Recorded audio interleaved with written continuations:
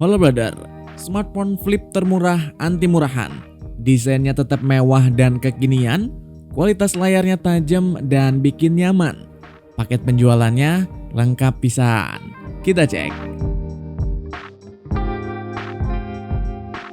Oke, desainnya ini punya feel packaging yang minimalis dan mewah, plus juga ini materialnya cukup oke.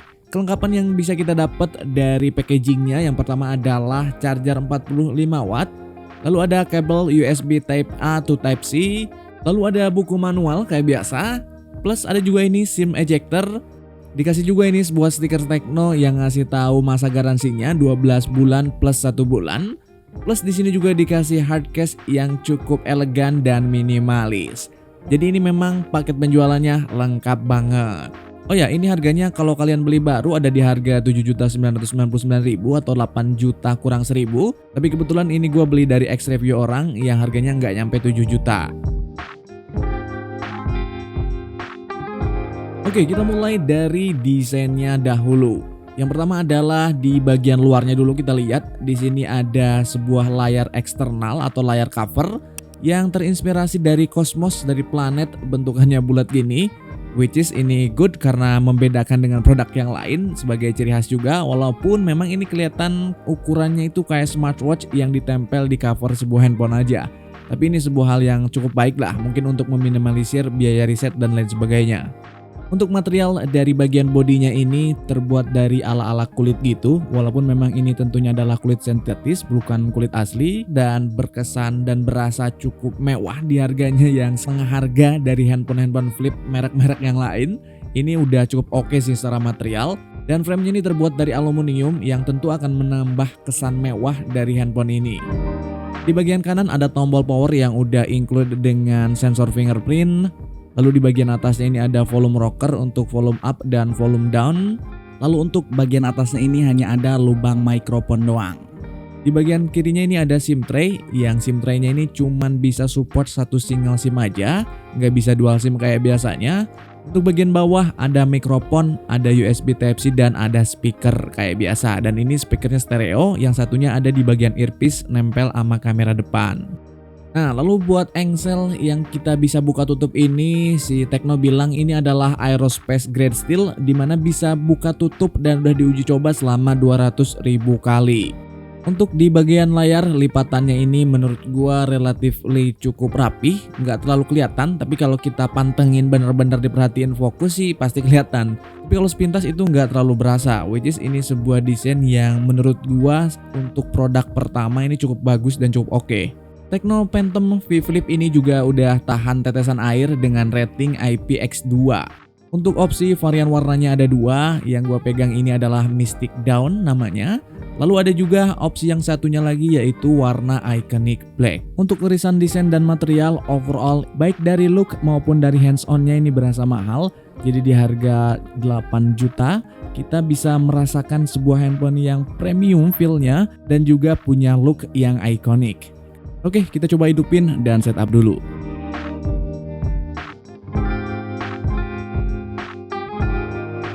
Buat spek singkatnya, ini udah pakai iOS dengan basis Android 13. CPU-nya pakai CPU Dimensity 8050, secara performa harusnya ini bagus, tapi biasanya untuk handphone lipat itu dibatasi kemampuannya karena memang struktural dari desainnya harus membatasi untuk tidak terjadinya overheat. Untuk RAM-nya dikasih 8GB, plus bisa extended RAM 8GB lagi dari virtual RAM. Sementara untuk ROM-nya ini ada di 256GB, cukup lega. Dan baterainya ada di kapasitas yang lumayan gede untuk ukuran handphone lipat atau handphone flip, ada di 4000 mAh.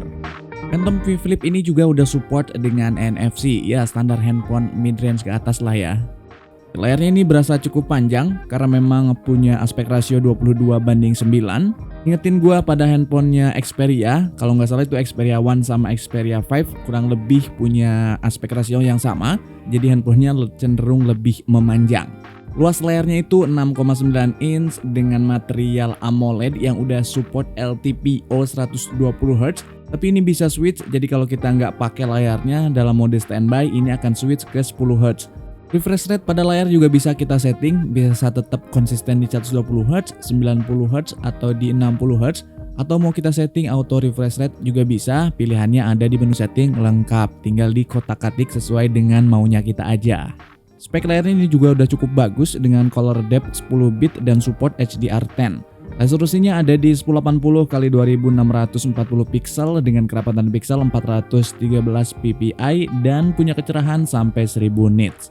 Dalam posisi layarnya hidup, ini untuk lipatan di bagian tengahnya nggak berasa, masih terlihat aman, natural, dan oke-oke aja di mata gua. Sama sekali nggak ganggu, masih terbilang fine dan nyaman-nyaman aja, nggak ada masalah.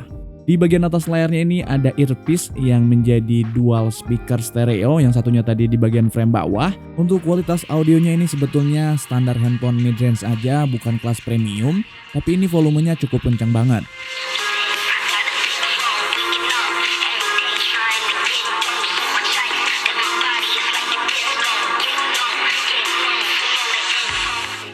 Lalu di bagian atasnya ini ada juga kamera punch hole, plus dikasih juga flashlight. Untuk sistem security-nya selain tadi pakai fingerprint yang gabung bareng tombol power, ada juga sistem pengamanan yang lainnya yaitu face unlock yang tentu harus pakai sensor di bagian kamera punch hole ini. Jadi cukup lengkap untuk sektor keamanan.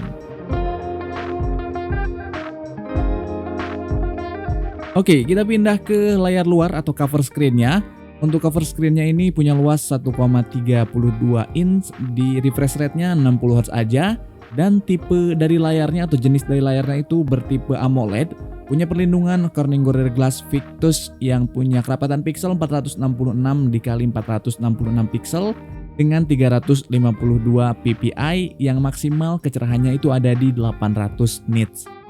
Buat di bagian cover screen-nya ini juga ada gimmick-gimmick menarik di mana kita bisa menampilkan cute pets yang bisa kita custom di menu setting.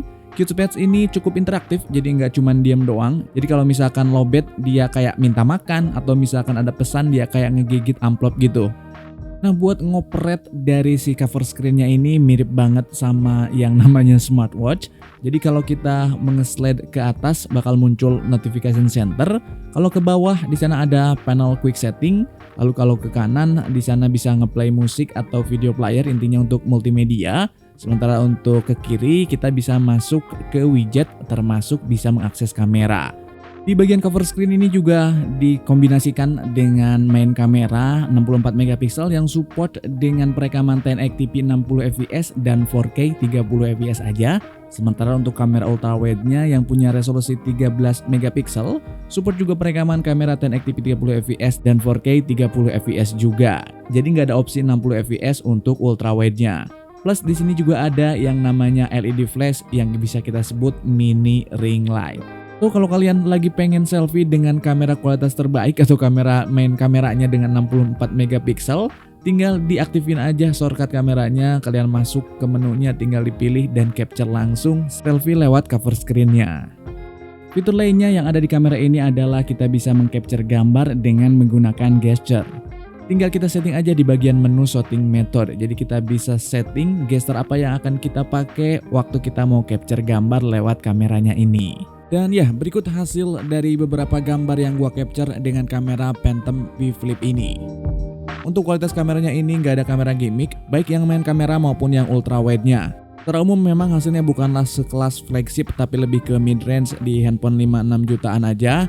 Dan kalau kita lihat warna di warna-warna yang cerah itu kayak terlihat saturasinya agak di boost lebih tinggi daripada umumnya.